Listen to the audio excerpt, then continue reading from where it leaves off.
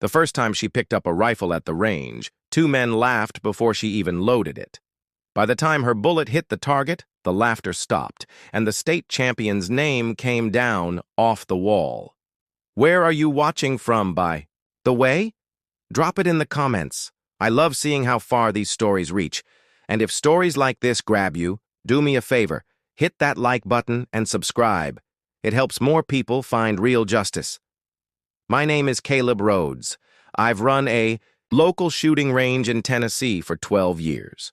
I've trained veterans, watched teenage prodigies rise, and hosted 5 regional tournaments.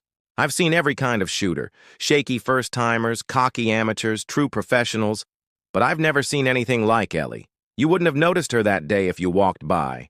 She wasn't wearing camo or Oakleys, no earbud gear, no military patches or NRA-branded range bags, just a faded green sweatshirt, jeans, and a pair of dusty boots that had probably done more gardening than combat.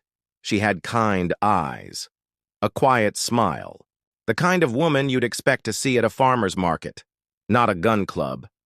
She walked into my range on a Tuesday morning, midweek, quiet. I was behind the counter replacing a damaged lane sign when I heard her soft voice. "Excuse me," she said. "Do you offer practice time for beginners?" I turned, gave her a quick once-over. "Sure do. You shoot before?" She hesitated, then smiled faintly. "A little, but it's been years." "All right, you need gear?" "No, sir. I brought my own." She set a case on the counter. It wasn't flashy, just a plain black hard-shell case, worn around the edges. I assumed it'd hold a basic .22 rifle or maybe an old hunting piece. That's when the two guys behind her snorted. "Hope she brought knitting supplies," one of them said under his breath. The other chuckled. "Maybe she thinks it's bingo night." I gave them a sharp look. They shrugged and walked toward their lane, Lane 2, our longest range setup, reserved for experienced shooters. I watched Ellie quietly open her case. Inside was a custom-modded Remington 700 with a sanded walnut stock, precision scope mount, and a bolt that looked smoother than anything I'd ever seen from civilian hands. Blinked. "You mind if I ask where you got this?" She smiled. "My late husband. He was an Army sniper, retired. We used to shoot together." I nodded slowly. "Beautiful setup." She picked it up like it was part of her body. Familiar, fluid, no hesitation. "Lane 5's open," I said, pointing down the line. "You'll have 20 minutes. She thanked me and walked off without another word. The two men from earlier were already blasting through their mags, yelling after every pull. 7 inches off. Still beat your last shot." Ellie didn't react. She set her rifle down gently, adjusted the bipod, lay flat, and took her time. I watched from behind the observation glass. No fidgeting. No extra movement. Her breathing was so even it looked rehearsed. One shot, a single pull. The speaker system pinged as the paper target reeled back. The hole was dead center. Not near center, not 1-inch margin. Dead center, even the scoring computer hesitated before labeling it a perfect 0.0 deviation. The only other person to ever land one of those in that exact lane? State champion Rick Donahue, 3 years prior. Ellie just stood, ejected the casing, and walked back toward the counter, like she'd just bought milk from the store. The guys in lane 2, they stared at the monitor like it had betrayed them. "Must be a glitch," one of them muttered. Ellie approached the counter again. "That'll be all for today." I raised an eyebrow. "That was 1 shot." She nodded. "It's all I needed." "You sure?" She looked toward the guys. They were whispering now. Then she said, "Sometimes people talk too much. I prefer letting the shot speak for itself." I didn't press, but something inside me felt like I'd just witnessed a movie trailer in real life. After she left, I walked back to lane 5. Pulled the printout from the target scanner. It was still warm. I slid it into a sleeve, marked the date, and taped it next, to Donahue's record, right at the top of the wall. That evening, Rick himself texted me. "Heard some old lady beat my record. You serious?" I replied with a photo. No caption. Next day, Rick showed up at the range. Next day after that, so did the local news, but Ellie didn't come back. Not for a week. Not until the Champions Challenge flyer went up, an open competition to break the new record. Rick wanted his title back.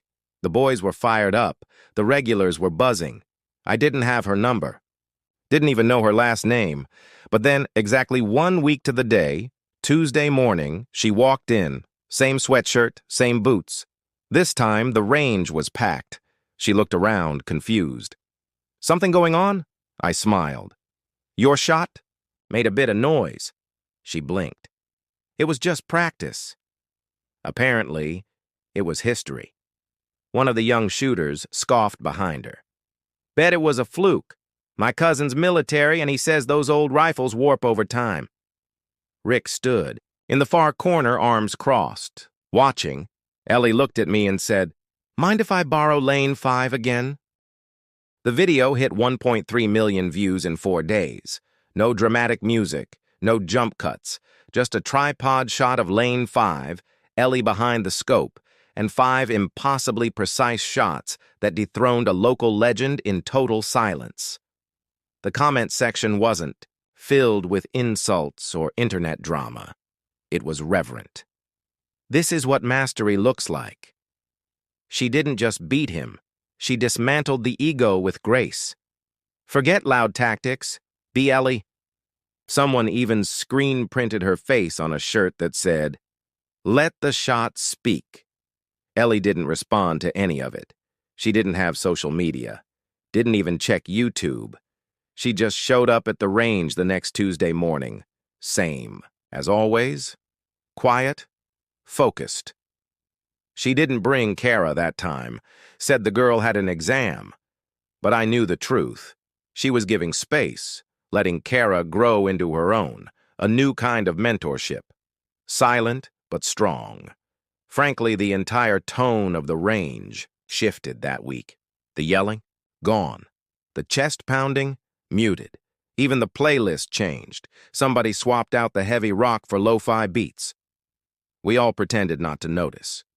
The board voted to install a permanent honor plaque on the wall behind lane 5 black matte finish. Silver engraving. Ellie, 0.024 average, 500 yards, 5-shot record. Let the shot speak. She didn't attend the unveiling. I asked her to. She declined politely. I already had my moment, she said. Let the wall talk now. Rick didn't come back. At least not for a month. When he finally did, he walked in with no entourage. No goggles, no commentary. He checked in quietly, took lane 7, and practiced in silence for an hour. Didn't even glance at the plaque. On his way out, he nodded to Ellie. She returned the nod. That was it. No grudge, no gloating, just a clean shift in gravity. Ellie started hosting informal Sunday mornings on the side lot, not as classes, but as quiet gatherings. No sign-up sheet, no payment, just a few folding chairs, a thermos of coffee, and a group of people learning how to breathe, listen, and trust their body. She never raised her voice, never gave commands, but people improved. Fast. Kara started helping, too. Turned out she had a knack for instruction. Soft voice, sharp eye, steady hands. We added a second class, then a third. They weren't called advanced marksmen or tactical elite. Just still range sessions. We didn't need fancy names. Everyone knew what it meant. Even the regional shooting league took notice. They reached out to invite Ellie to a televised competition. Big deal, sponsorships, cash prizes, nationals. Stage. She turned them down. I asked why. She just said, if I win on TV, the story ends with me. But if I stay here, other stories start. That hit harder than any trigger pull I've ever heard. By the end of the season, 4 students from her Sunday sessions placed in the top 10 of the tri-state tournament. 2 of them had never even touched a rifle before meeting Ellie. One of them was 12. She cried when she saw her name on the leaderboard. Ellie smiled gently and said, "See? You didn't need to yell. You just needed to aim." Her reputation spread, not viral, not flashy, but steady. Military instructors visited quietly, asked if they could sit in on a session. A few ex-Marines asked for posture advice. One sniper veteran flew in from Wyoming just to see the woman who broke Donahue. She treated them the same as anyone else, respectfully, evenly, without awe or ego. By the time spring rolled around, we had more people asking to learn from her than we had time slots to offer, so we did something different. We filmed her. One long-form, instructional session. No edits. Just her voice and slow, deliberate movement. We titled it, "How to Shoot Like You've Got Nothing to Prove." She hated the title. I kept it anyway. That video still plays in our range lobby on loop. Still gets watched every day. Not because she gives magic tips, but because every frame reminds people that quiet competence is louder than noise. And that's what Ellie left us with. A shift in culture, a better standard, and an example of how to carry excellence with humility. Kara eventually took over full classes. She's younger, a little more animated, cracks jokes sometimes. But the foundation is Ellie's. Always will be. The quiet class is still our most requested course, and Lane 5 still hers. We renamed it quietly. No ceremony. Just a new plate above the mat. The still lane. One night, months after the Y challenge, I walked out to the parking lot after closing. Ellie was there, sitting on the tailgate of her old truck, coffee in hand, watching the horizon. "Busy week?" I said. She nodded. "World's catching up." "You proud?" She thought about it. Then she said, "I'm at peace." I leaned on the bed rail. "You changed a lot of minds." "Didn't need to," she said. "I just gave them something they couldn't ignore." That's when I knew the truth. She hadn't come to prove anything. She came to remind us what it looked like when someone didn't need to raise their voice to raise the bar. And she did it. One breath, one bullet, one perfect shot at a time. By the end of the second week, the flyer for the quiet class had been shared over 800 times online. We didn't even have a marketing budget. Ellie never posted a thing. But somehow her story was everywhere, from Facebook moms groups to veteran-owned gear shops. And somewhere in the middle of all that noise, someone did exactly what we expected. They took it personally. Rick Donahue called the range just after lunch on a Thursday. "I'm calling for one reason," he said. "Skipping any hello. Set the date." I knew what he meant, but I made him say it. For what?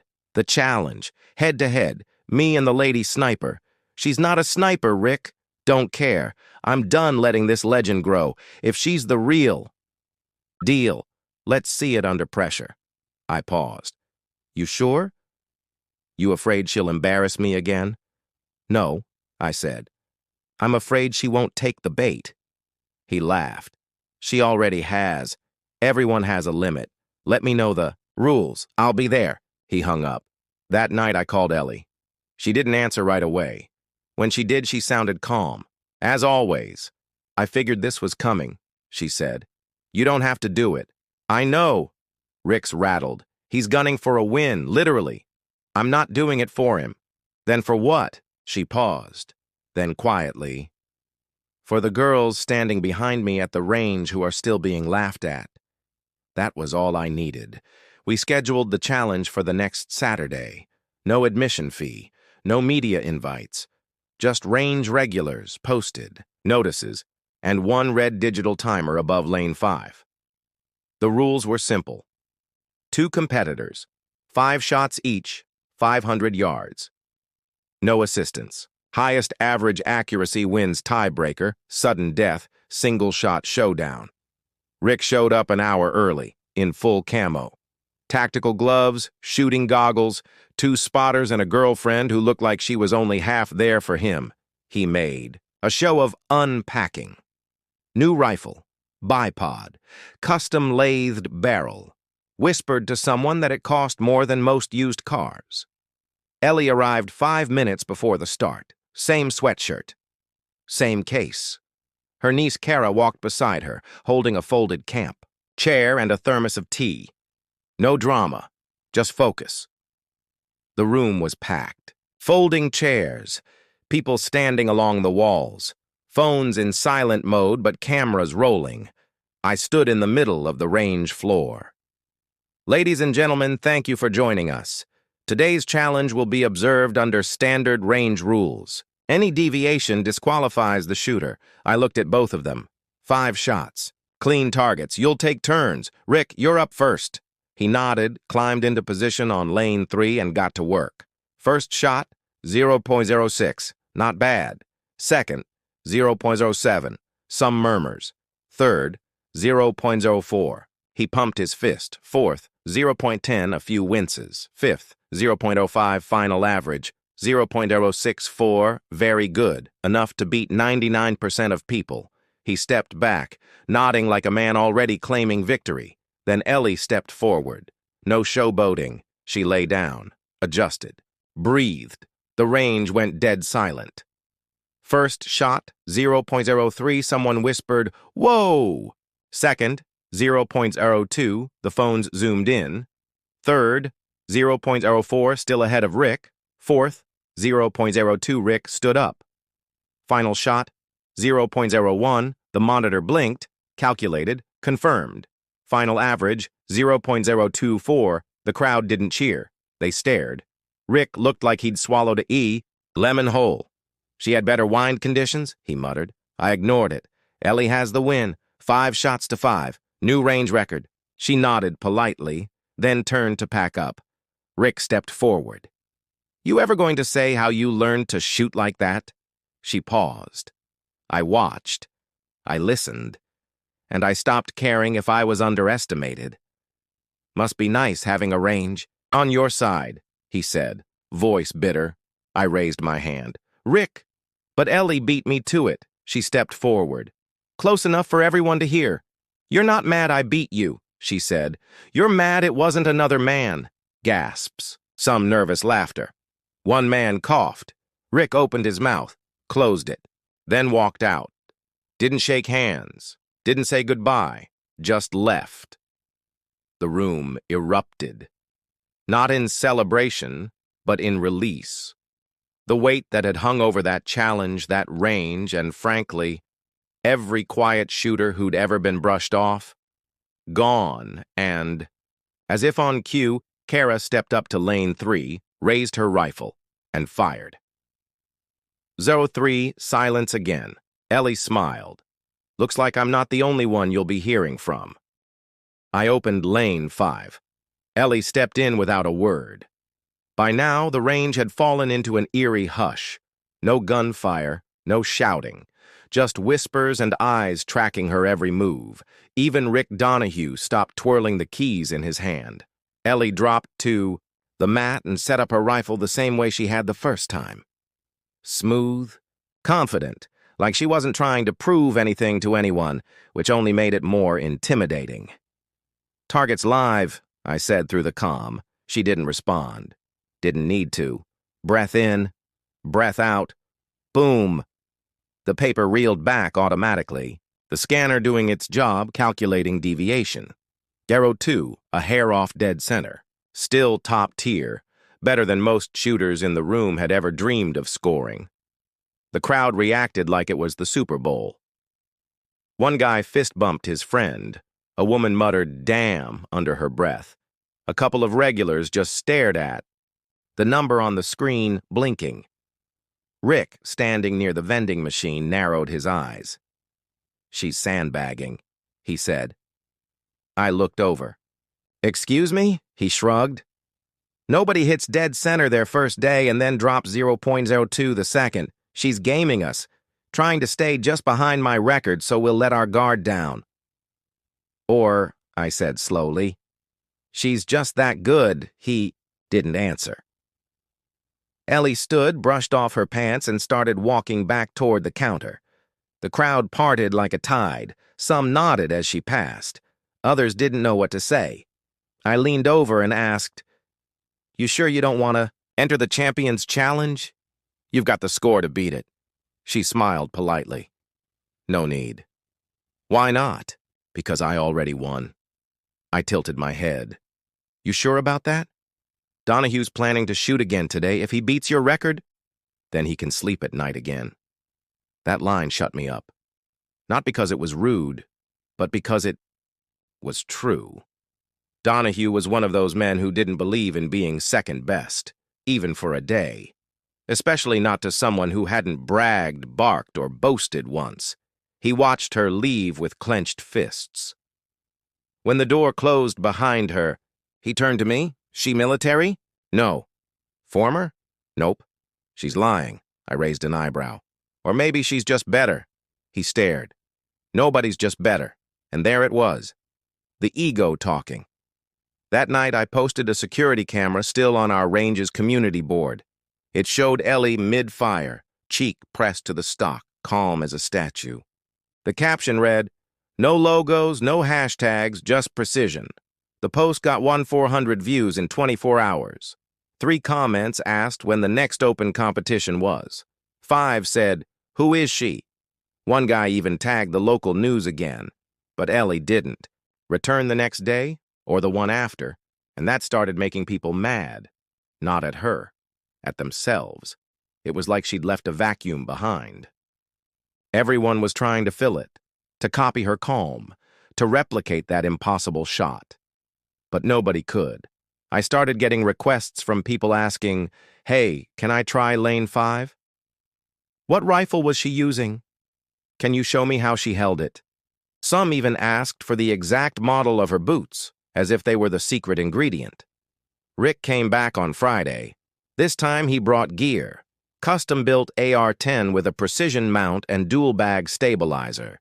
He lined up in lane 3 and made sure everyone was watching. First shot, 0.04 deviation. Second, 0.09. By the third shot, he wasn't even checking the screen anymore. He stormed out before I could print his target. On his way out, he muttered, "She's lucky." But I wasn't so sure he believed it anymore. The next morning, Ellie showed up again. Quiet, alone, no fanfare, except this time, she had company. A younger woman, maybe in her 20s, carrying a bolt-action rifle in a camo sling. Similar quiet, energy. Same unassuming confidence. Ellie nodded at me. "This is Kara. She's my niece. Thought I'd bring her to practice." "You're becoming a legend in here," I said, smiling. She looked around at the people staring. Looks like people are finally listening. Kara stepped into lane 5 while Ellie supervised. Her first shot? 0.04 deviation.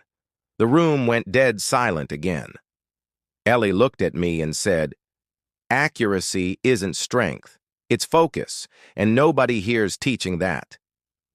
That stuck with me, because she was right. The men barking commands, the guys bragging about how tight their groupings were, the loudest voices in the room. They weren't the best shooters.